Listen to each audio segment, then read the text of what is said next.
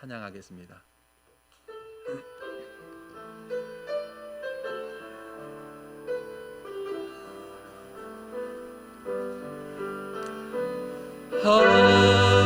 하나님께로 더 가까이 갑니다. 고통 가운데 계신 주님,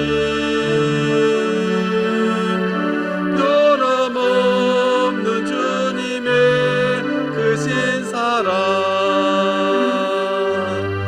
영원히 주님만을 섬기리.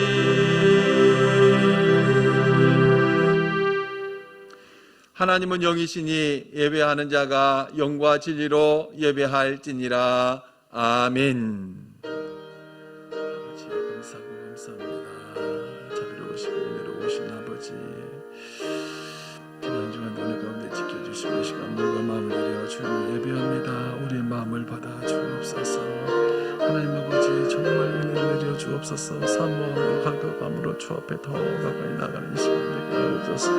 주님만으로 영광 받아주시고 은혜 베풀어 주옵소서. 감사합니다. 열심히 기도합니다. 아멘. 사랑과 은혜가 많으시고 자비로우신 하나님 아버지, 감사합니다. 지난 한 주간도 주의 은혜 가운데 저희들 붙드시고 또 인도하시고 함께 해주셔서 감사합니다. 오늘도 우리에게 거룩한 주일을 허락하여 주셔서 주의 전에 나와 몸과 마음을 들여 예배할 수 있도록 인도하여 주심을 감사합니다. 어려운 시기, 힘든 그런 상황 속에서도 하나님을 사랑함으로 또 의지함으로 주 앞에 나와 싸우니 우리 발걸음이 헛되지 않게 하시고 우리가 드리는 이 예배를 받으사 하나님만 영광이 되게 하여 주옵소서. 감사드리오며 우리 구주 예수 그리스도의 이름으로 기원하옵나이다. 아멘. 지난 한 주간을 돌아보며 참회의 기도를 드립니다. 사랑과 은혜가 많으시고 자비로우신 아버지, 감사합니다. 하나님을 예배하며 지난 한 주간의 우리의 삶의 모습들을 돌아봅니다.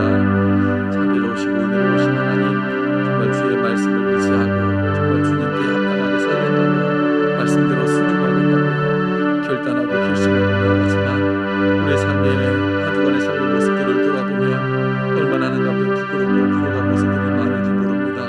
보고 듣고 말하고 행하며 주님 앞에 범한 죄악들이 많습니다. 믿음이 없어서 연약하여서 하나님 아버지 또 넘어지고 쓰러지며 하나님 아버지 정말 주 앞에 하나님의 죄악된 모습으로 살았습니다. 우리를 불쌍히 여겨주시고 긍휼히 여겨 주옵소서. 우리의 무지함과 어리석음을 용서하여 주시고 하나님 아버지 주의 뜻을 거스며 우리 욕심과 욕망을 따라 세상을 사랑하며 살았던 우리의 모습을 불쌍히 여겨 주옵소서. 주님의 마음을 아프게 하고 주님의 뜻을 거스렸던 모든 죄악들을 하나님 긍휼히 여겨 주옵소서. 깨닫지도 못하고 알지도 못하는 하나님 아버지 그런 어리석음 속에 있지 않은지 모르겠습니다. 깨닫게 하시고 알게 하셔서 우리 마음속 깊은 곳까지 아버지 주 앞에 모든 죄들을 다 주 앞에 아버지 거스르기 원합니다. 아버지 용서하여 주옵소서. 하나님 아버지 주의 영광을 가리고 주의 이름을 욕되게 한 모든 것들을 하나님 아버지 용서하옵소서. 하나님을 생각하지 못하고 세상에 맡겨서 아버지 우리의 삶의 욕심대로 살아가는 우리의 모습들을 하나님 긍휼히 여기시고 불쌍히 여겨 주옵소서. 세상의 빛과 소금으로 살아라고 하셨는데 하나님 우리가 세상의 빛과 소금으로 살았는지 우리 하나님의 영광을 가리지 않았는지 교만하고 자만하지 않았는지 이웃을 사랑하지 못하고 우리 해를 끼치지 않았는지 형제의 마음을 아프게 하지 않았는지 하나님 이 시간도 긍휼히 여기시옵소서. 불쌍히 여기시옵소서. 주님께서 우리를 위하여 피 흘려 죽으셨는지 흘리신 그 보혈로 머리끝부터 발끝까지 우리 모든 죄를 사하시고 깨끗게 하여 주옵소서. 온전히 주 앞에 드려지는 산지를 이도록 하나님 은혜 베풀어 주시옵소서. 감사합니다. 이것이 예수님 이름으로 기도하옵나이다. 너희 죄가 주홍 같을지라도 눈과 같이 이어질 것이요 진홍같이 붉을지라도 양털같이 희게 되리라. 아멘. 찬송 43장 1절 3절입니다.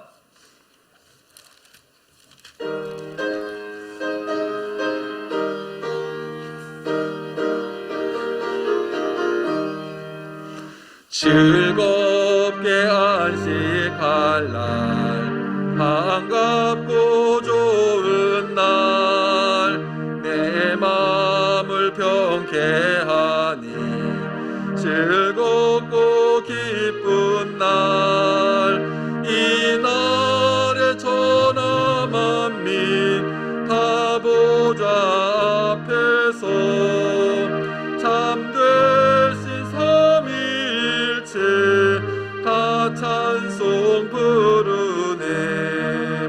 이 주일 지킴으로 새 은혜 입어서 영원히 쉬는 곳에 다 올라갑시다. 성부께 찬미하고 성자와 또 성령 참되신 삼위일체 다 찬송 부르세. 아멘.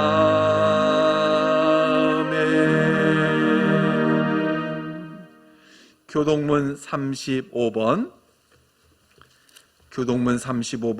시편 84편 말씀.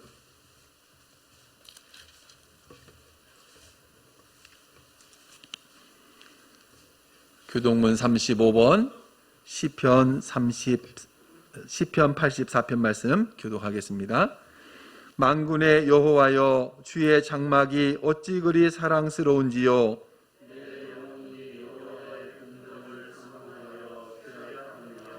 내 마음과 육체가 살아계시는 하나님께 부르짖나이다. 주의 제단에서 참새도 제 집을 얻고 제비도 새끼들 보금자리를 얻었나이다.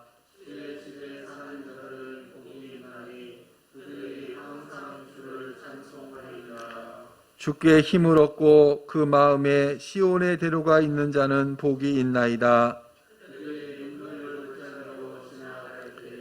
그곳에 많은 샘이 있을 것이며 이른비가 복을 채워주나이다.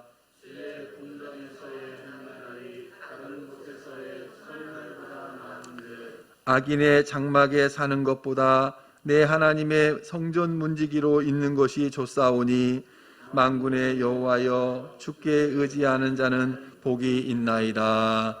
아멘. 다 같이 우리의 신앙을 고백합니다. 전능하사 천지를 만드신 하나님 아버지를 내가 믿사오며 그 외아들 우리 주 예수 그리스도를 믿사오니 이는 성령으로 잉태하사 동정녀 마리아에게 나시고 본디오 빌라도에게 고난을 받으사 십자가에 못 박혀 죽으시고 장사한 지 사흘 만에 죽은 자 가운데서 다시 살아나시며 하늘에 오르사 전능하신 하나님 우편에 앉아 계시다가 저리로서 산 자와 죽은 자를 심판하러 오시리라. 성령을 믿사오며 거룩한 공회와 성도가 서로 교통하는 것과 죄를 사하여 주시는 것과 몸이 다시 사는 것과 영원히 사는 것을 믿사옵나이다. 아멘. 찬송 452장 1절 3절입니다.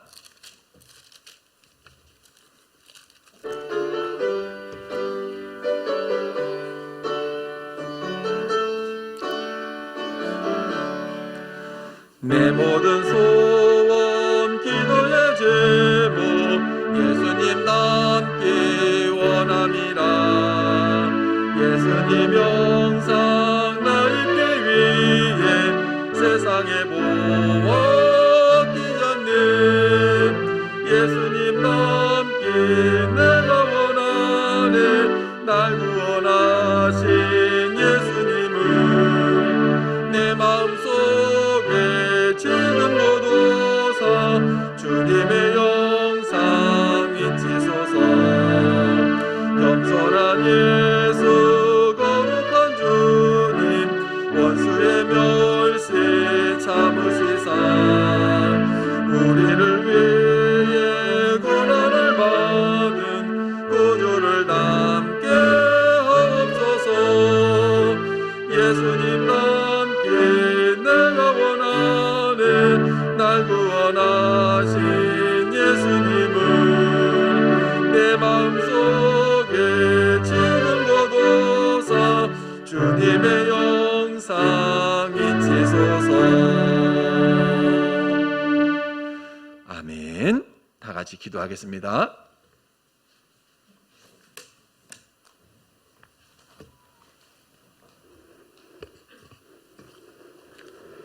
사랑과 은혜가 풍성하신 아버지 하나님, 태초부터 지금까지 주의 섭리 가운데 저희를 품으시고 복된 길로 인도하여 주심을 감사드립니다.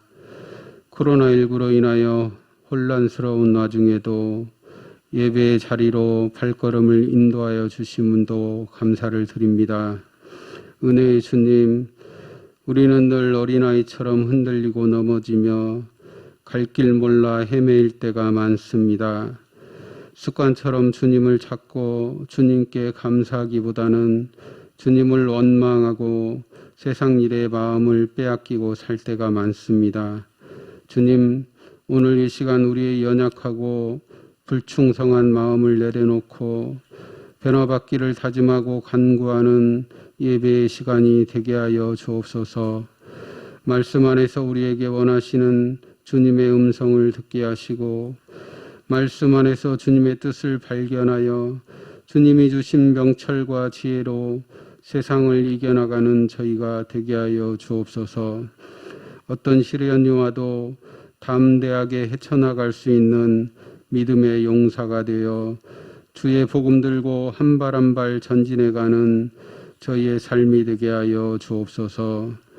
우리의 가정과 구역을 일으켜 세우게 하시고 109년의 눈물과 기도로 세우신 우리 호성제일교회가 다시금 각성하여 부흥의 길로 나아가는 기쁨의 시간들로 성령님, 성도 한 사람 한 사람 마음을 붙들어 인도하여 주옵소서. 우리 목사님, 부목사님, 중직자들과 성도 한 사람 한 사람에 이르기까지 깨어 기도함으로 은혜의 체험과 감사의 기도가 넘쳐나는 교회 되게 하여 주옵소서. 이제 목사님으로부터 주의 말씀을 듣습니다. 우리의 마음 문을 활짝 열고 갈급하고 순종하는 마음으로 말씀을 받아먹게 하시며 우리의 믿음이 날로 성장하여 주의 나라를 확장시켜 나가는 주의 일꾼 되게 하여 주옵소서. 우리 목사님 가정을 붙들어 주시고 복 있게 하셔서 모든 질곡 가운데서 해방시켜 주시고 모든 걱정 근심 주님이 책임져 주셔서 호성제일교회를 평안하고 든든하게 세워갈 수 있는 능력 있고 사랑이 넘치는 목자 되게 하여 주옵소서. 봄볕에 새순을 키우는 나무들 같이 우리의 메마른 심령에도 은혜의 단비를 내려 주옵소서. 예수님 이름으로 기도하옵나이다. 아멘.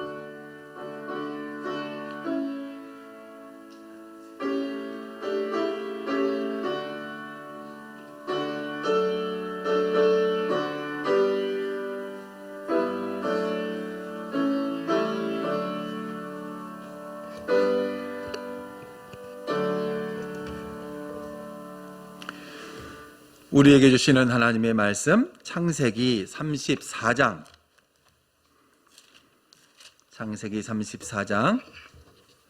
13절에서 31절입니다만은 우리 24절부터 읽겠습니다. 창세기 34장 24절에서 31절까지 말씀을 합독하도록 하겠습니다. 창세기 34장 24절에서 31절 같이 합독합니다. 성문으로 출입하는 모든 자가 하몰과 그의 아들 세겜의 말을 듣고 성문으로 출입하는 그 모든 남자가 할례를 받으니라.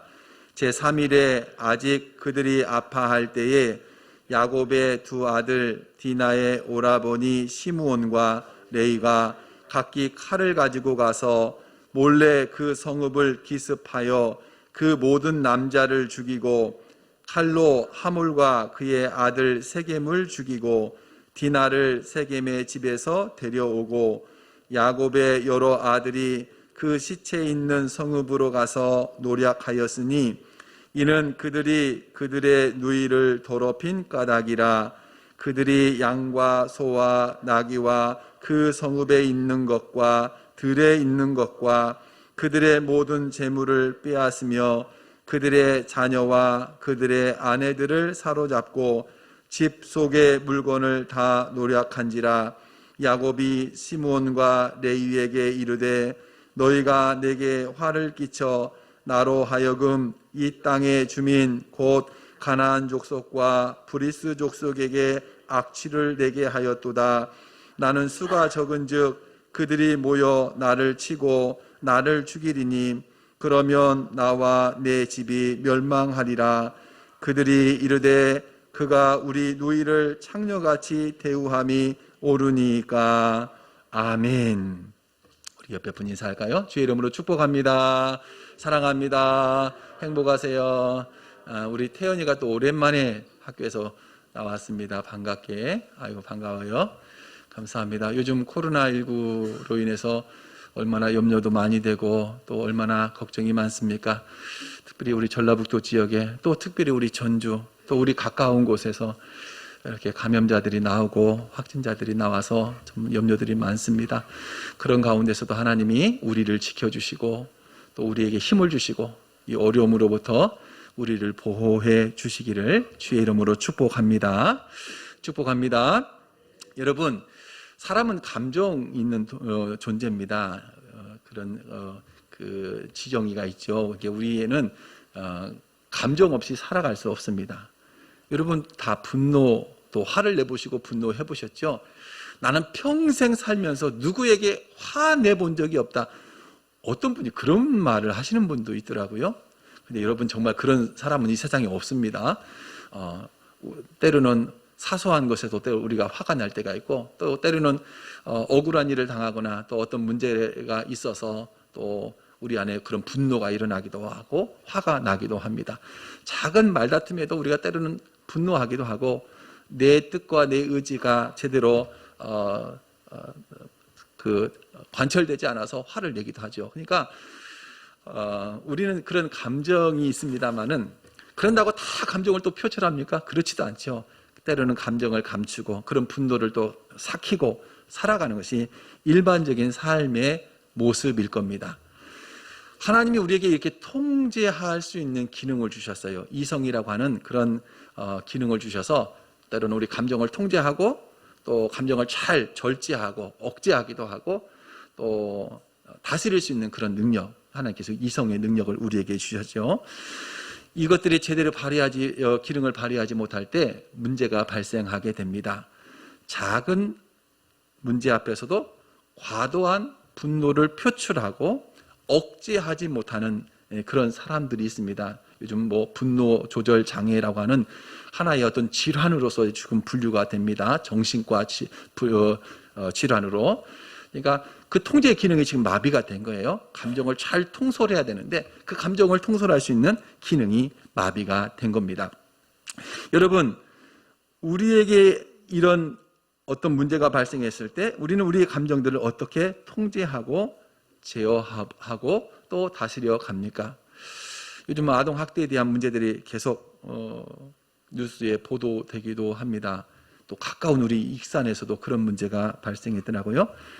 태어난 지 7개월 된 여아를 어머니가 학대를 해서 뇌사 상태가 됐는데요. 아주 간단한 거예요. 그러니까 외국인 이제 어머니인데 아이를 낳고 나면 이제 친정 부모가 와서 좀 같이 돌봐주기로 했나 봐요. 근데 그게 코로나 때문에 잘 되지 않았어요. 아이를 낳고 7개월을 키웠는데 아이가 막 울고 보채니까 막 이 스트레스가 막 엄청 쌓인 거예요. 그래서 아이를 들어서 던졌어요. 몇 번을 던졌대요. 그래서 뇌가 지금 다 망가져가지고 뇌사 상태가 되었습니다. 보통 아이들은 울고 보채는 것이 당연하거든요. 그리고 보통 어머니는 그런 울고 보채는 아이들을 잘 달래고 젖을 먹이고 또 기저귀를 갈아주고 하면서 아이를 달래지 그런 막 스트레스가 쌓이고 분노한다고 그걸 표출하는 예는 거의 없습니다. 이게 문제가 되는 것이죠. 그런 기능을 상실해 버리니까 문제가 되는 것이죠. 요즘 코로나로 인해서 많이 우리가 심한 그런 증상들을 겪기도 합니다. 그래서 이제 요즘 신조어들이 많이 있었죠. 코로나 블루, 우울증이 생겼어요. 집에만 있고 나가들 못하게 하니까 우울증이 생겼어요. 여기서 한 걸음 더 나가서 코로나 레드라고 하는 말도 있습니다. 경고장이 빨간색. 이제 이것은 이제 그 우울감이 더 표출되어서 분노가 되고 화가 되는 것이죠. 또 최근에는 코로나 블랙이라고 하는 말도 나온다고 해요. 코로나 블랙. 앞에 캄캄한 것이죠. 암담한 것입니다. 끝이 보이지 않으니까 절망감이 생기고 또 좌절감이 생기고 암담해하는 그런 증상들이 나타난다고 합니다. 힘든 시간 우리가 보내고 있습니다만은 잘 정말 우리가 이 감정을 통솔하고 막 짜증난다고 화가 난다고 다 표출하지 말고 우리 마음을 잘 다스려서 또 이로 인해서 우리가 다른 피해를 끼치지 않도록 또 하나님의 영광을 가리지 않도록 우리 자신의 감정을 잘 통솔할 수 있는 저와 여러분들 되시기 바랍니다. 자, 오늘 본문은 이런 내용입니다. 야곱의 딸 디나가 세겜의 성읍에 들어갔다가 몹쓸 짓을 당했어요. 강간을 당했어요.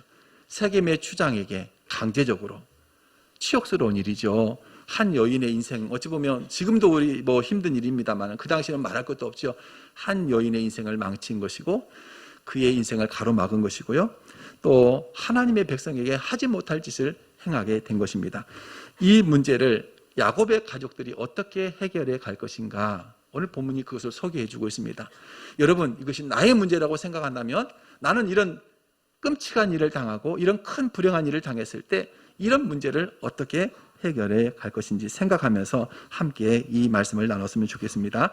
먼저 야곱의 아들들은 이런 가족의 슬픔과 불행을 복수로 해결하려고 했습니다. 복수. 세겜은 그 아버지 하몰과 함께 야곱에게 찾아와서 당신의 딸 디나를 우리 아들 세겜과 결혼을 좀 시켜주십시오. 결혼을 시켜서 해결을 하려고 했습니다마는 야곱의 아들들은 이것을 수용하지 않았어요. 왜냐하면 누이 디나를 강간하고 치욕스럽게 만들었거든요. 성경이 오늘 읽은 본문 중에서 계속 반복해서 나오는 말씀 표현이 있습니다. 더럽혔다, 누이를 더럽혔다. 5절, 13절, 27절에 계속해서 반복해서 나오는 이 말씀, 아마 야곱의 아들들이 가장 분노할 만한 일, 정말 이건 용서할 수 없다라고 생각했던 가장 중요한 표현이 바로 그거예요. 우리 누이 디나를 저 세겜 이방 사람이 더럽힌 거예요. 부정하게 되었다는 것이죠. 보통 하나님 앞에 드리는 제물을 우리가 정결한 짐승을 제물로 드리는데 흠이 있거나 부정해지면 드릴 수 없죠. 마치 디나가 하나님의 백성이 그와 같이 하나님 앞에 더럽혀진 사람으로, 그들에 의해서 더럽혀진 사람으로 취급이 되는 것입니다. 그것을 오늘 31절은 우리 누이를 창녀같이 대우했다 이렇게 표현하고 있어요. 창녀같이. 그러니까 야곱 집안에 정말 끔찍한 일이 벌어진 것은 틀림이 없습니다. 그런데 여러분, 이런 분노와 이런 그 화를 인해서 상대를 복수해야겠다라고 하는 그 생각, 과연 복수가 해결책이 될 수 있을까? 복수가. 성경에서는 보복하고 복수하는 것을 때로는 허용하는 것처럼 표현하기도 합니다. 성경이 우리가 잘 알고 있는 대로 생명은 생명으로, 눈은 눈으로, 이는 이로, 손은 손으로. 여러분, 우리 한 번씩 사용하기도 하고 사회에서도 이 말씀을 인용해서 사용하기도 합니다. 우리에게 이렇게 해를 끼쳤으니 우리도 갚아줘야지. 당하고만 있을 것인가? 당연히 그들에게 똑같이 퍼부어줘야지. 하나를 주면 우리 2개, 3개를 더 갖다가 더 퍼부어줘야지 하는 그런 생각. 마치 내가 당했으니까 당한 것으로 그치지 않고 더 큰 것으로 갖고 말겠다라고 하는 그런 생각이 마치 성경에서 우리에게 요구하고 있는 말씀인 것처럼 생각하는 경향이 있는데 성경은 그렇지 않다는 것이죠. 이스라엘 백성들은 이 말씀을 그렇게 해석을 했어요. 그러니까 생명은 생명으로 갚아도 된다. 누가 우리 가족의 일부를 피해를 끼치거나 죽이거나 하면 가장 가까운 가족이나 친족 중에 한 사람이 가서 그 사람을 죽여도 죄가 되지 않아요. 보복의 원리에 의해서. 그래서 동해 보복법이라고 합니다. 똑같이 갚아줄 수 있는 것, 그건 권리다. 가족들의 권리, 가까운 친족의 권리다. 그래서 심지어는 정말 죽이려고 해서 죽인 것이 아니라 부지 중에 어떻게 실수하다 보니까, 예를 들면 도끼질하다가 나무를 도끼질하다가 도끼날이 날아가서 옆에 있는 사람을 죽였어요. 그거 죽이려고 죽인 것이 아니라 정말 부지 중에 실수해서 죽은 건데, 그 죽은 사람의 가족은 이 사람을 죽여도 당연한 권리로 여긴다는 것이죠. 그래서 하나님이 도피성을 만드신 겁니다. 그 사람을 보호하기 위해서. 의도적으로 죽인 것이 아니라 무의식적인 실수로 죽은 거니까 이 사람에게 죄를 묻기는 그렇다 해서 도피성을 만들어서 피하게 만드시죠. 근데 하나님의 원래의 의도는 보복해도 괜찮다, 그런 의미가 아닙니다. 이 말씀은 죽여도 괜찮다가 아닙니다. 그렇게 피해를 끼치셔서는 안 된다고 말하는 거예요. 생명은 생명으로 갚아야 하기 때문에 너희는 이웃을 해치거나 이웃에게 피해를 끼치는 일이 없도록 해라. 이것이 하나님의 뜻이에요. 왜냐하면 이 구약의 말씀은 신약에 와서 예수님이 해석해 주시는데 그 해석의 의미가 바로 그것이기 때문에 그렇습니다. 산상수훈에서 예수님은 이렇게 해석합니다. 또 눈은 눈으로 이는 이로 갚으라 하였다는 것을 너희가 들었으나 나는 너희에게 이르노니 악한 자를 대적하지 말라. 너희는 이렇게 율법에서 그렇게 알고 그렇게 했지만 내가 다시 말하는데 너희는 악한 자를 대적하지 말라. 악한 자에게 눈은 눈으로 이는 이로 그렇게 갚으려고 하지 말고 악한 자를 대적하지 말라. 오히려 만일 누가 내 오른편 뺨을 치거든 왼편 뺨도 돌려대라. 주님이 그렇게 말씀하세요. 그러니까 성경은 우리에게 보복해라라고 말씀하시는 것이 아니라 그런 피해를 끼치지 않도록 하라고 하는 그런 말씀으로 우리에게 주신 것이죠. 자, 그렇게 분노해서 보복하려고 하는 야곱의 아들들, 보복함으로 인해서 엄청난 또 무서운 결과를 낳게 됩니다. 야곱의 아들들이 이 세겜과 하몰이 와서 결혼 좀 허락해 주세요 하는 그 요구를 야곱의 아들들은 조건을 대고 허락을 해줍니다. 이런 겁니다. 우리는 하나님의 백성으로 할례를 받았습니다. 그러니 당신들도 다 그 성 사람들이 할례를 받는다면 우리 누이를 결혼시키도록 하겠습니다. 여러분, 이 할례라는 것이 어떤 의미인지 아시죠? 하나님의 백성이라고 하는 하나님이 주신 표식이에요. 아브라함에게 말씀하셔서 할례를 행하라. 또 그 아들 이스마엘에게 할례를 행하고 그 자손들은 다 할례를 행합니다. 물론 고대 사회에 다른 족속들도 할례를 행했다고 합니다. 그러나 중요한 것은 하나님께서 거기에 의미를 부여하신 거예요. 이 할례를 행함으로 너는 하나님의 백성이다라고 하는 도장을 찍으신 겁니다. 이렇게 중요한 의미를 가진 할례 의식이 야곱의 아들들에 의해서 복수의 도구로 사용됩니다. 여러분, 이거 잘 판단하셔야 됩니다. 분노하게 되면 판단력이 흐려져요. 신앙심도 무너져요. 그러니까 이것이 정말 하나님 앞에 옳은 일인지 합당한 일인지 생각하지 않고 그냥 분노가 일어나서 어떻게 하면 저 사람들을 내가 피해를 끼칠 것인가, 죽일 것인가, 복수할 것인가, 그 마음을 갖고 있다 보니까 하나님의 뜻도 무시되고 하나님이 우리에게 주신 이 거룩한 예식도 다 복수를 위한 도구로 사용되게 됩니다.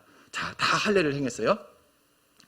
3일째 대해서 가장 고통이 심할 때, 또 남자들의 고통이 어려워질 때 시므온과 레이가 칼을 가지고 와서 몰래 그 성읍을 기습합니다. 물론 다른 형제들도 함께 추종하고 따르게 됐죠. 시므온과 레이가 앞장서서 칼을 가지고 모든 남자들을 다 죽여버렸어요. 하몰과 세겜의 집안이 아니라 세겜 성읍에 있는 모든 남자들 다. 정당한 싸움이 아닙니다. 정당한 전쟁이 아닙니다. 거짓말로 그들을 속이고 기습해서 아무 힘을 쓸 수 없는 그때 그들이 가서 학살을 한 것이죠. 또 모든 여인들과 자녀들을 다 사로잡고 모든 재물들을 다 약탈해버려요. 성경은 우리에게 야곱의 하나님의 언약 백성, 또 믿음의 계보를 이어가는 야곱이고 그의 아들들 믿음의 백성들이니까 그들이 행한 일은 다 박수 쳐주고 옳다, 성경은 그렇게 말씀하고 있지 않습니다. 야곱의 아들들 믿음의 사람들이고 하나님의 언약 백성이니까 이 언약 백성들에게 해를 끼치고 치욕을 주었던 저 이방 사람들을 다 죽여버리는 것이 옳다. 여러분, 성경은 우리에게 그렇게 말씀하고 있지 않습니다. 과연 이들이 행한 이들이 정당한 복수인가? 옳은 일인가? 여러분, 물론 세상에서는 힘으로 강제적으로 뭐 그럴 수 있습니다. 세상은 하나님의 법을 받지 않으니까. 그러나 하나님의 법에서는, 하나님을 믿는 사람들은 과연 이렇게 무차별적으로 사람을 죽이고 어찌 보면 이 세겜성 자체를 다 황폐화시켜 몰락시켜버리는 엄청난 일을 저지른 것인데, 이것이 과연 옳은 것인가? 하나님께서 특별히 가나안 전쟁 가운데에서는 가나안 족속들을 다 제거하라, 진멸하라고 명령하셨어요. 그것은 이스라엘 이 가나안 땅의 사람들, 가나안 족속들이 죄가 정말 관영에서 가득 차서 이 사람들을 심판하기 위해서 하나님께서 이스라엘 백성들을 사용하시고, 또 죄의 잔뿌리가 남아서 이스라엘을 넘어뜨릴 수 있으니까 남기지 않도록 다 남녀노소 다 모든 짐승을 다 죽이고, 또 심지어 성까지 다 불태워서 하나님 앞에 드리는 그런 전쟁을 하나님이 선포하셨습니다. 그것은 특별한 경우고요. 오늘 이런 상황 속에서 시므온과 레위가 하는 일은 하나님께서 하라고 명령하신 말씀이 아니라 자기의 끓어오르는 감정, 분노의 감정, 우리를 치욕스럽게 만들었던, 우리에게 이런 해를 끼쳤던 저들을 결코 용서할 수 없다고 가서 잔인한 학살을 행한 것이죠. 그리고 자기들은 자기들의 행동에 대해서 정당하다고 생각합니다. 그래서 아까 우리 읽은 것처럼 그 누이 디나를 더럽혔기 때문입니다 라고 하는 말씀을 3번 반복하는데요, 지금 이게 시므온과 레위가 가지고 있는 그런 정당성이에요. 속이는 거, 우리가 속여서 할례를 행하시오, 그러면 우리가 우리 누이 디나를 결혼하도록 하겠습니다. 속인 다음에도, 왜냐하면 세겜이 그 누이 디나를 더럽혔기 때문입니다 라고 그렇게 이야기해요. 또 27절에도 세겜 성읍을 다 학살하고 나서 이는 그들이 그들의 누이를 더럽힌 까닭이다. 그러니까 그들이 지금 어떤 것에 사로잡혀서 이런 잔인한 일을 행하고도 그것을 정당하다고 생각하고 있는지를 잘 보여주는 겁니다. 아니, 우리를 감히 이렇게 부끄럽게 만들고 우리 누이를 치욕스럽게 더럽혔어? 거기에 대한 분노를 따라서 이렇게 엄청난 일을 저지르고 있다는 것이죠. 우리 노예를 창녀같이 대우하는 것에 대하여 견딜 수 없는 분노를 갖는 것입니다. 자기 합리화가 그래서 무서운 겁니다. 내가 하고 있는 이것이 하나님이 기뻐하시는 일이겠지, 하나님도 인정하시겠지, 하나님께서도 허락하신 것이겠지라고 하는 자기 생각, 자기 합리화. 여러분, 오늘 주님은 어느 곳에서도 이들의 이 일을 합당하게 또 정당하게 인정하고 있지 않습니다. 이런 일을 통해서 야곱의 가정에 큰 시련의 바람이 불어오게 됩니다. 30절 말씀 보면 야곱은 이제 이런 염려 속에 사로잡히게 됩니다. 이제 우리가 저 사람들에게 악취를 내게 하였으니, 악취가 난다는 것은 좋지 않은 냄새잖아요. 그러니까 야곱에 대해서 주변에 있는 사람들이 저 야곱 가족 내버려두면 안 되겠구나, 저 사람들이 저렇게 잔인하게 세겜성 사람들을 학살하고 그 성을 이렇게 몰락시켰구나, 야, 저 나쁜 놈들 가만둬서는 안 되겠다 하고 그 사람들이 몰려와서, 이 가나안 족속들이 몰려와서 우리를 치게 되면 우리는 힘도 없고 그만한 능력도 없는데 어떻게 우리가 살아남을 수 있겠냐, 우리는 다 몰살당할 것이다. 여러분, 하나님의 백성이 하나님의 이 언약을 계승해야 될 야곱의 가족이 몰살당한다면 이건 어떻게 된 겁니까? 근데 그런 위험에 처해질 수 있다는 것이죠. 야곱의 염려가 바로 그런 거였습니다. 분노를 조절하지 못하고 분노를 잔인하게 표출했더니 결국 야곱의 가족이 큰 위험에 빠지게 됩니다. 여러분, 아니 그러니까 이렇게 어려움을 통해서 하나님이 야곱의 가족을 베델로 올라가게 만들어서 더 좋게 만들었잖아요. 여러분 혹시 그렇게 생각하십니까? 우리가 그것은 그 후에 누리는 하나님의 은혜라고 생각하는 것이지, 내가 하고 있는 이 잘못된 행위에 대해서 그것을 정당하다고 말해서는 안 된다는 것이죠. 여러분, 야곱의 가족이 이렇게 위험에 처했을 뿐만 아니라 이 일을 주도적으로 이끌었던 시므온과 레위에 대해서도 성경은 그들에게 엄청난 저주가 있을 것을 말씀하고 있습니다. 창세기 49장 보면 야곱은 이제 그의 인생의 말년에 죽음을 앞에 두고 마지막 유언을 남깁니다. 자녀들을 위해서. 그때 시몬과 레이가 언급이 됩니다. 창세기 49장에 이렇게 말씀하고 있습니다. 시므온과 레이는 형제요, 그들의 칼은 폭력의 도구로다. 그들이 그들의 분노대로 사람을 죽이고 그들의 혈기대로 소의 발목 힘줄을 끊었음이로다. 그 노여움이 혹독하니 저주를 받을 것이요, 분기가 맹렬하니 저주를 받을 것이라. 내가 그들을 야곱 중에서 나누며 이스라엘 중에서 흩으리로다. 여러분, 야곱은 시몬과 레이, 자기 아들들에게 마지막 유언을 하면서 축복을 해야 맞는데 축복하지 않아요. 이 사람들은 그들의 칼은 폭력의 도구예요. 폭력의 도구. 하나님의 백성이라고 다 정당화되는 것이 아니라 정말 그 못된 짓을 한 거예요. 폭력을 휘두르렀어요. 그들의 분노를 다 표출했어요. 여기 말씀대로 분노대로 사람을 죽였고 그들의 혈기대로 소의 발목 힘줄을 끊었고, 그 노여움이 너무 혹독하니까 저주를 받아야 되고, 그 분기가 맹렬하니 저주를 받을 것이에요. 그 분노를 그대로 표출하고 분노대로 살아서 끝내는 저주를 받는 것이죠. 그래서 이스라엘 지파 가운데 시몬과 레위 지파는 아주 작은 지파로 몰락하고 여기저기 흩어져 살아가는 그런 존재가 되었습니다. 여러분, 우리가 어떤 이런 분노의 감정에 사로잡히면 정말 판단력이 없어져요. 그래서 막 싸우는 사람들 보면 통제가 안 돼요. 통제. 그럴 때는 믿음도 없어요. 믿음도 소용없어요. 하나님도 필요 없다고 그래요. 그러니까 할 말, 하지 말아야 될 말 가리지도 못하고 자기의 말과 행동을 이렇게 통제하지도 못해요. 이성이 마비돼요. 판단력이 흐려져요. 여러분, 야곱의 아들들을 보십시오. 시몬과 레이를 보십시오. 이렇게까지 잔인하게 사람을 죽이는 그런 악행을 저지르고 있습니다. 약탈하고 싸울 수 없는 그런 상태에 있는 사람들을 다 칼로 쳐 죽이고 그 부인들과 그 자녀들을 다 사로잡아 총으로 삼는 그런 포악한 짓을 저지르고 마는 것이죠. 여러분, 종종 미국의 총기 난사 사건들이 보도가 되죠. 사건들이 아주 단순해요. 학교 다니면서 친구들이 나를 따돌리고 친구들이 나에게 못된 짓 하고 또 비난하고 그것이 쌓여서 어느 순간 그것이 막 폭발하니까 집에 있는 총을 가지고 와서 학교 가서 다 쏘는 거예요. 나를 괴롭히는 사람을 쏘는 게 아니라 보이는 대로 그냥 막 다 쏴버리는 거예요. 끔찍한 총기 사고가 일어나게 됩니다.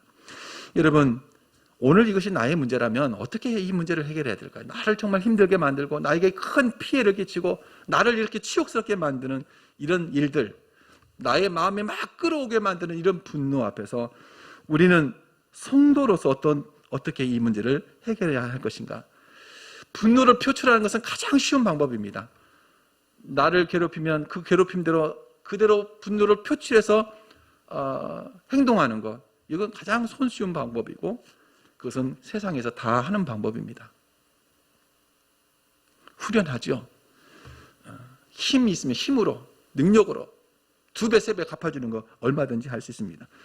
강자가 독식하는 세상 속에서 사용되는 그런 방법이잖아요. 강한 사람은 누가 싫은 말 하는 것도 용납하지 않죠. 약한 사람은 강한 사람 눈치를 보지만 강자는 약자를 눈치를 보지 않습니다. 성경은 우리에게 분노와 성냄이 합당치 않다고 우리에게 교훈하고 있습니다. 그래서 성경은 우리에게 말씀하죠. 성내기를 더디하라. 성내지 마라. 사람이 성내는 것이 하나님의 의를 이루지 못한다. 또 잠언서에도 노하기를 더디하라. 노하기를 더디하는 자는 용사보다 낫다. 자기 마음을 다스리는 자는 성을 빼앗는 자보다 낫다. 또 슬기로운 자는 노를 그치게 한다. 정말 지혜로운 사람, 믿음의 사람은 노를 일으키는 사람이 아니라 노를 그치게 만드는 사람이 되어야 됩니다. 여러분, 그렇기 때문에 이런 분노의 감정이 일어날 때 우리에게 아주 중요한 것은 믿음이고 이성적인 냉철함이 필요합니다. 이렇게 분노를 막 표출했을 때 어떤 더 큰 문제를 일으킬 수 있는지 잘 생각하고 판단하고 자기 마음을 잘 이렇게 다스릴 수 있는 그런 능력들이 필요한 것이죠.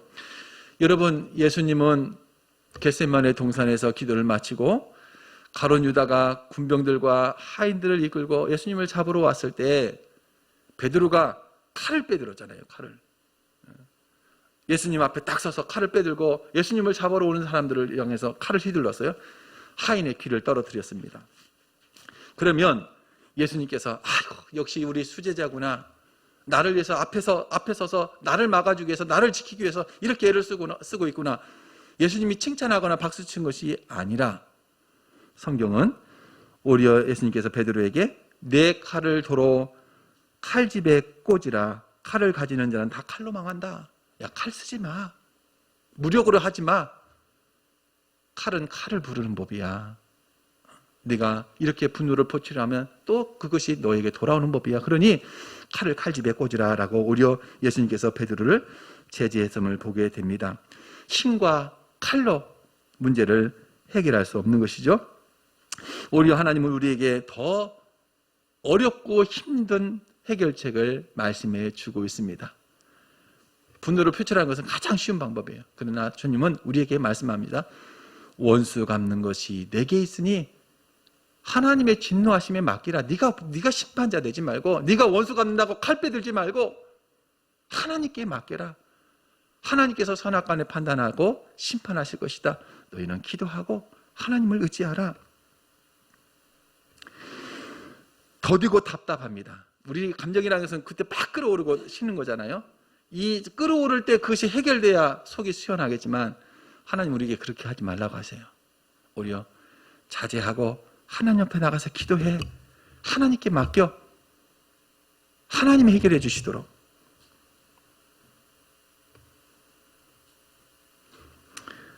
아무에게도 악으로 갚지 말라고 말씀하시죠. 아무에게도 악을 악으로 갚지 말라. 여러분, 세겜이 디나에게 행한 일이 옳다고 말하는 거 아닙니다. 부끄럽고 불행하게 만든 일은 정말 큰 죄를 범한 것이고 하나님의 심판을 받아 마땅합니다. 그것은 하나님께서 야곱의 아들들을 통해서 하셨다면 정당화되지만 하나님이 허락하지 않은 일을 자기가 칼을 들어서 그 성읍을 몰살시키는 것은 결코 정당한 방법이 아니라고 하는 것이죠. 오히려 칼을 빼는 대신 정말 이 안타까움과 이 고통을 가지고 하나님 앞에 나와서 하나님께 기도하는 것. 여러분, 하나님이 라반을 어떻게 다루셨는지를 아시죠? 성경이 우리에게 가르쳐 주셨죠?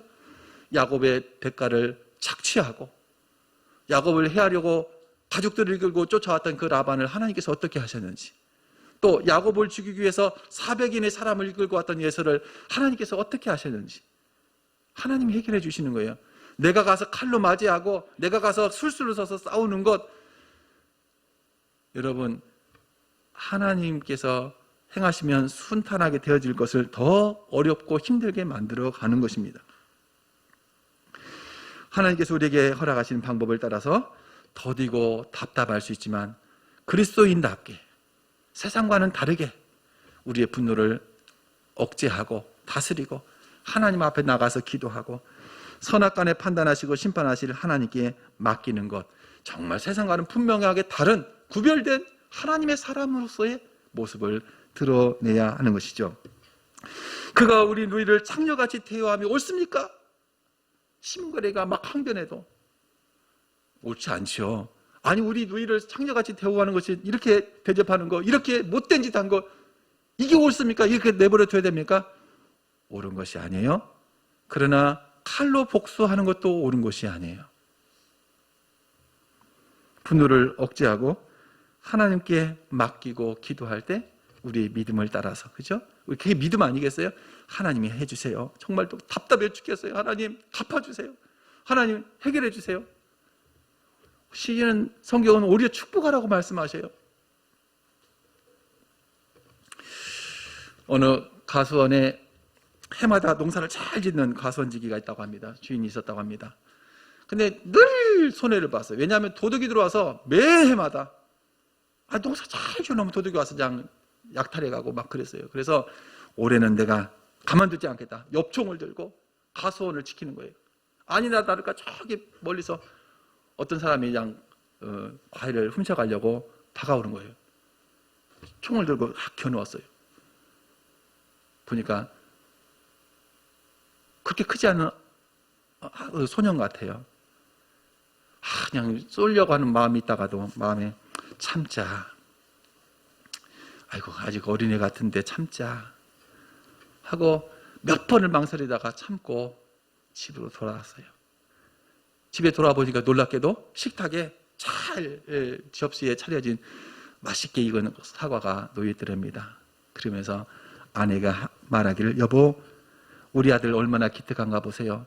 제일 잘 익은 사과 아버지께 먼저 드린다고 이렇게 따왔어요.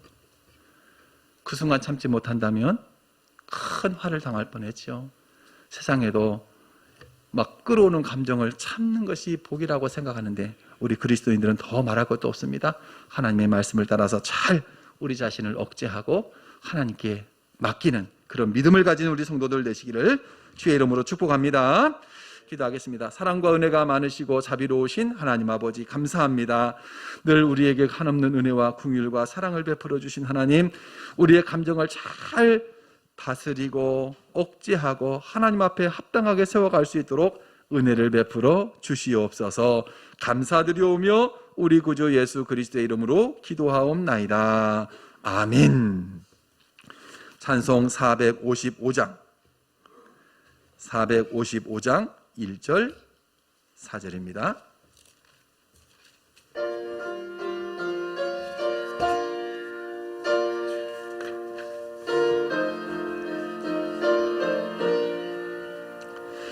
주님의 마음을 본받는 자, 그 맘에 평강이 찾아오는 험악한 세상을 이기며 하늘로부터 임함이로다. 주님의 마음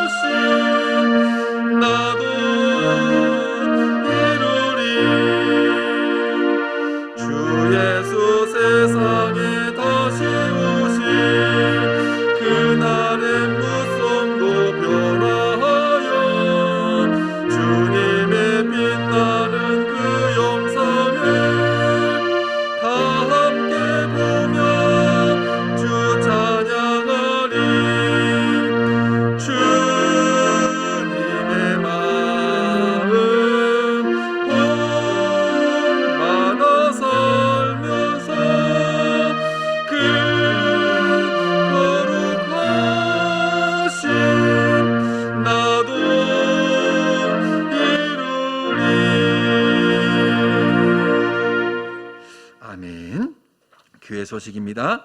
예배에 참석하신 모든 분들 주의 이름으로 환영하고 축복합니다. 다음 주일은 정기당회로 모이겠습니다. 코로나19가 많이 유행하고 있습니다. 소식들을 들어 아시겠습니다만은 가까운 곳에서도 확진자가 나오고 감염자가 나오고 그렇습니다. 최대한 개인 방역에 철저를 기해 주시고요.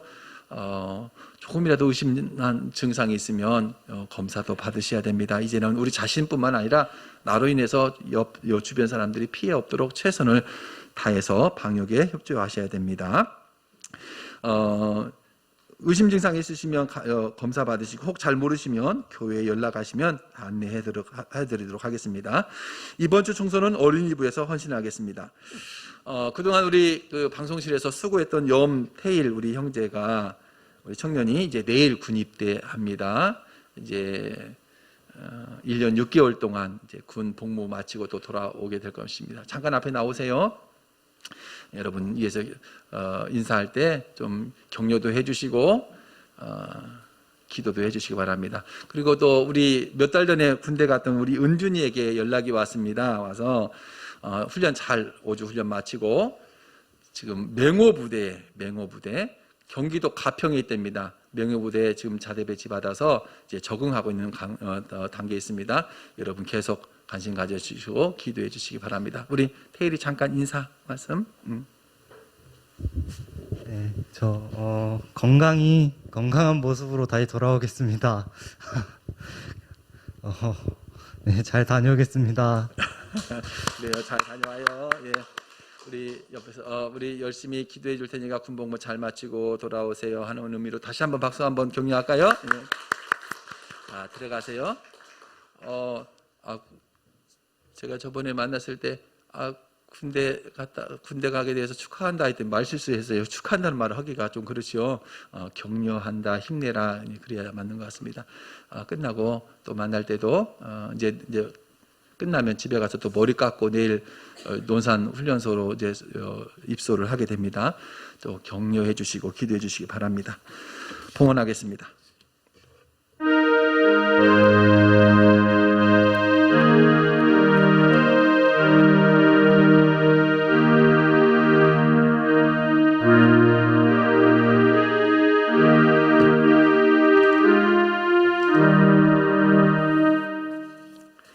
11조 소민숙 집사님, 우리 태연이 항상 지켜주심을 감사합니다. 오랜만에 우리 태연이 왔습니다. 우리 반갑게 맞이해 주시기 바라고요. 신춘용 집사님 항상 은혜 주셔서 감사합니다. 김영순 권사님 생일 감사한금, 부활절원금 최성호 집사님, 김인수 장로님, 여기 유동농장의 유창식 씨 또 부활절 감사한금 드렸습니다. 또 온라인 원금 김대중 집사님 부활 감사원금, 김희윤 우리 청년 11조 원금, 이천수 장로님 11조, 무명으로 11조 이렇게 하나님 앞에 예물 드렸습니다. 기도하겠습니다. 사랑과 은혜가 많으시고 자비로우신 하나님 아버지 감사합니다. 하나님 앞에 예배하며 또 귀한 예물 정성껏 준비하여 봉헌합니다. 소득의 10회를 구별하여 하나님께서 주신 것으로 믿고 주의 것으로 주 앞에 올려드립니다. 그 믿음이 복되게 하시고 모든 삶에 부족함이 없도록 풍성한 은혜를 더하여 주옵소서. 감사해서 감사함을 드렸습니다. 늘 감사가 넘치는 삶이 되게 하여 주옵소서. 특별히 우리 김영순 권사님 이렇게 연약하여서 교회 나오지 못하지만 귀한 마음을 가지고 예물 드렸습니다. 주님께서 기뻐 받으시고 더 강건함으로 허락하여 주셔서 정말 사모하는 주님 주 앞에 나와 함께 예배할 수 있도록 은혜 베풀어 주옵소서. 부활절을 맞이해서 부활절 감사금도 드렸습니다. 드린 손길 위에 복을 주시고 부활의 소망과 기쁨이 늘 넘치는 복된 삶이 되게 하여 주옵소서. 주정원금, 성교원금, 성미로 건축원금으로 영광 올려드립니다. 드린 모든 손길들을 기억하여 주시고 하늘의 복과 땅에 기름진 것이 넘치게 하여 주옵소서. 특별히 내일 군 복무를 위해서 입대하는 우리 염태일 귀한 청년에게 은혜를 주시고 하나님 군 복무 기간 동안에 도와주시고 함께하여 주셔서 안전하게 지켜주시고 건강하게 하시고 모든 이들 앞에 사랑받고 인정받는 귀한 아들 되게 하여 주옵소서. 무엇보다도 군 생활 가운데 하나님을 더 깊이 만나고 하나님을 더 깊이 경험하는 은혜가 있게 하여 주옵소서. 신앙도 정말 군병처럼 더 강건한 그런 믿음의 용사로 훈련되어서 나올 수 있도록 은혜 베풀어 주옵소서. 감사드리오며 우리 구주 예수 그리스도의 이름으로 기도하옵나이다. 아멘. 찬송 55장.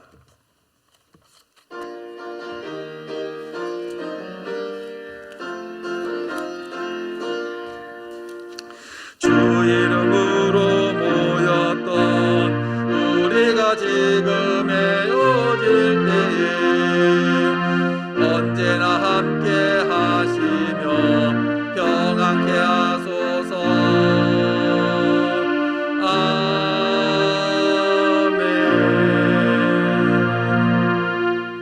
이제는 우리 구주 예수 그리스도의 은혜와 하나님 아버지의 크고 놀라우신 사랑과 성령님의 감동, 감화, 역사, 인도하신 은혜가 우리의 감정을 잘 다스리며 하나님의 영광을 가리지 않고 주의 영광을 아름답게 드러내기 원하는 모든 주의 권속들 머리 위에, 가정과 생업 위에, 군대와 객지에 있는 모든 이들 위에, 특별히 내일 군 입대하는 우리 사랑하는 귀한 청년 염태일 위에 이제로부터 영원토록 함께 있을지어다. 아멘.